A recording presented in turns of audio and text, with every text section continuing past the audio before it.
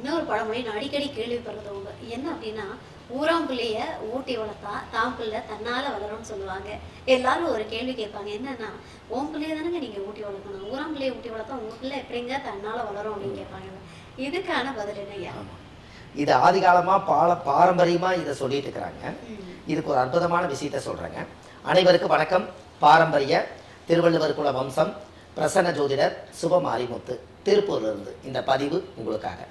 அதாவது ஊராம்புள்ளையை ஊட்டி வளர்த்துனா தன்புள்ள தானா வளருங்கிறது என்ன பொருள்னு கேட்டிங்கன்னா, அந்த காலத்தில் நாம் ஒரு பையனை பெற்று வளர்த்திருப்பாங்க. அவர் கல்யாண வயசு வந்துடும்.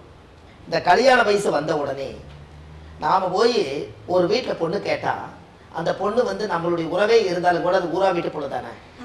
அந்த பொண்ணை கல்யாணம் பண்ணி இந்த வீட்டுக்கு கொண்டு வந்துடுவாங்க.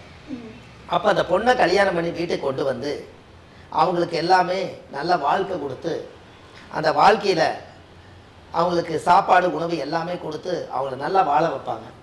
அந்த பொண்ணு வந்து மாசமாயிருவாங்க, அதாவது கன்சீவ் ஆயிடுவாங்க.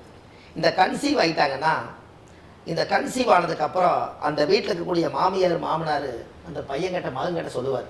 என்ன சொல்லுவார்னா, ஏமா ஊரா வீட்டு பிள்ளைய கட்டிட்டு வந்திருக்கிற, வாயும் வயிறுமா அது இருக்குது, அதுக்கு வந்து வாய் வந்து புளிக்கும், அதுக்கு ஒரு மாங்காய் வாங்கி கொடு, ஒரு மாதுளம்பழம் வாங்கி கொடு, இல்லை ஒரு ஆப்பிள் ஆரஞ்சு வாங்கி அந்த புல்லை உன்னுடைய வயிற்றில் உன்னுடைய மனைவிக்கு ஊராம்புள்ளைக்கு ஊட்டி விடு, வயிற்றில் வளர்றது உன்ற புள்ள தானே. என்னங்க, அதை ஊராம்புள்ளைய ஊட்டி விட்டா தன் புள்ள தானா வளருமா? இது தெருவில் இருக்கிற பிள்ளைக்கு ஊட்டி விட்டா இது எப்படி வளருங்க? இது சாத்தியம் இல்லையல்லங்க. அப்போ அந்த காலத்தில் பொதுவாக சொல்லி வச்சுட்டாங்க, ஊராம்புள்ளைகளுக்கெல்லாம் ஊட்டி விட்டா நம்ம உள்ள தானா வளரணும். அது 10 பேருக்கு கொடுக்கணுங்கிறது அது தர்ம சிந்தனை. அதுக்கு சம்மந்தம் இல்லை. கல்யாணம் பண்ணிட்டு வரும்போது அது ஊரா வீட்டு புள்ள, நம்ம வீட்டு வாரிசு சுமக்குது. அப்போ ஊராம்புள்ளை இவர் வந்து கன்சீவ் ஆக்கி விட்டாச்சு. இவர் கன்சீவ் ஆனோன்னு இவருடைய ரத்தம் போய் வயிற்றுக்குள்ளே போய் குழந்தையா போய் சுமக்குது. இந்த வாய்க்கு வந்து எப்போவுமே மாசமா இருக்கிறவங்களுக்கு புளிப்பு சக்தி, துவப்பு, புளிப்பு இதெல்லாம் கொஞ்சம் மாசமா இருக்கிறவங்களுக்கு இருக்கும்.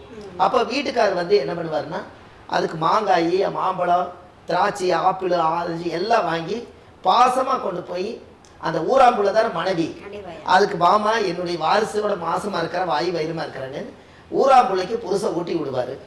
அது ஊட்டி விட வயிற்றில் இருக்கிற குழந்தையும் அந்த மாதுளம்பழம், ஆப்பிள், ஆரஞ்சு சாப்பிடும்.